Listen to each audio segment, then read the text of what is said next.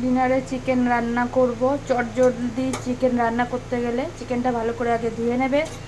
কড়াইতে এরকম সর্ষের তেল গরম করবে, গোটা গরম মশলা, তেজপাতা, চিনি, শুকনো লঙ্কা ফোড়ন দেবে।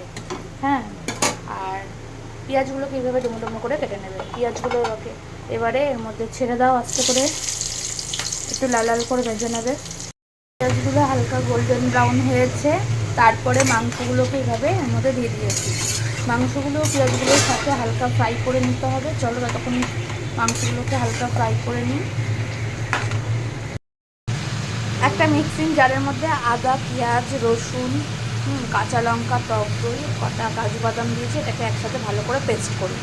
চলো এটা পেস্ট করে নেওয়া যাক।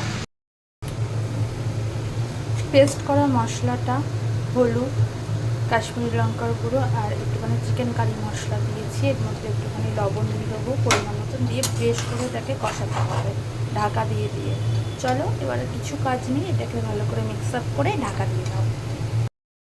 ঢাকা দিয়ে রাখাটা মাংসটা অলরেডি কষানো হয়ে এসছে, আর একটু ড্রাই হবে। এর মধ্যে একটু গরম মশলা দিয়ে দিয়েছি, আর একটু এটা ড্রাই কর। দেখো বন্ধুরা, চিকেনটা আমার একদম রেডি। কী ভাবছো দেখে? ভালো হয়নি? দারুণ হয়েছে, একবার করেই দেখো বাড়িতে, তারপরে জানিও। ভালো লাগলে লাইক কমেন্ট শেয়ার করে দিও। Good night.